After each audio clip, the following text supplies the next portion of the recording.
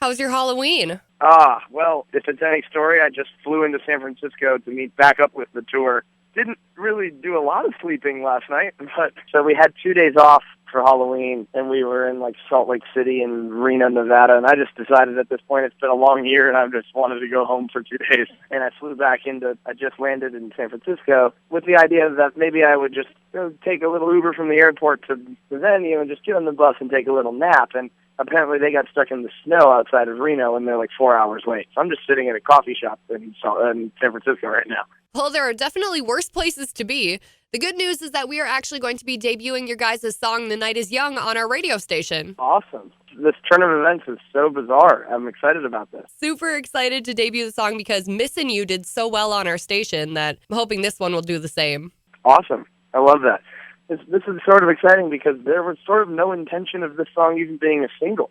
I saw that it was like getting played on Sirius. Sirius just started playing it, and we didn't even really know. And I thought it sort of caught me off guard, and I was so excited about it.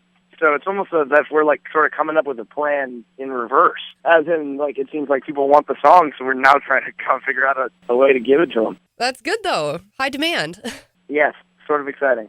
So what town is the next stop for you guys on the tour? We have 2 more shows: San Francisco tonight, and then Santa Ana or Orange County basically tomorrow, and then we're done for the year. Oh my gosh, that's crazy. How has the Made for You tour been? It's been cool and really rewarding just in the sense that these are a lot of cities we don't play very often. We're very guilty of always playing the same 20-something major cities, and there's a lot of the country that we just sort of skip over, and a lot of smaller cities and college towns that we just sort of miss. And what's been exciting about this is that we've sort of found in some cities that we just never would have expected a few really great shows. What's been your favorite city that you've stopped in? I think Nashville was probably my favorite show just purely because I spent a lot of time in Nashville. Josh from our band lives in Nashville now, and we spent a lot of time there, but we've never really had any great shows there. And it's been a long time since we played there, and the show was just awesome. And that was really rewarding to have a really great show in a place I've always loved but never had any luck in.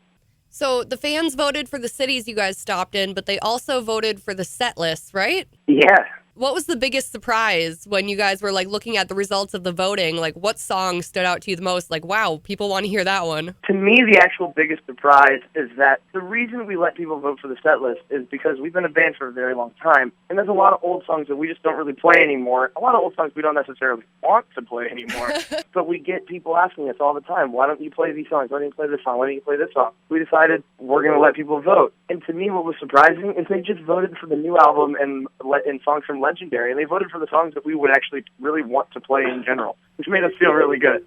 We sort of just lucked out. There's one song from our first album 7 years ago that made the cut. That is sort of a bizarre one I did not expect, but we're playing it every night. Which one's that? It's called Punch Drunk Love. Oh my gosh, I love that song.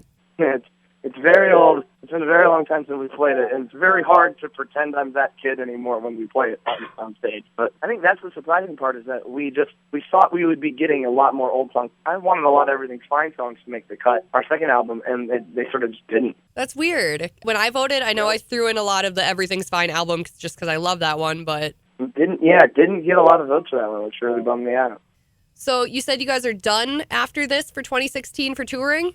Yeah, we are done for 2016. That's nice. Get a couple months off. Where do you guys plan on starting off 2017 then? It seems as though we're going to go back on tour in the spring, but not till about maybe April. Still sort of finalizing the plan. So we have actually a good couple months off, 4 or 5 months. If all goes according to plan, we're hitting it in the spring on a tour with another band that it's been a long time coming, and I think it's going to be very exciting for people. So, ooh. Yeah, hopefully. It's been a long time coming, but I think we're going to do something together in the spring. Hopefully that works out. I can't quite say anything about it yet. I honestly think I've now said too much. Well, I'm excited to find out who that is. Well, thank you for taking the time to talk with me today, Brian. I appreciate it, and hopefully your wait in a coffee shop isn't too long. Yeah, no, I hope I can stay awake. Fingers crossed for you. All right. Great. Thanks, Brian. Have a good one. All right. Bye.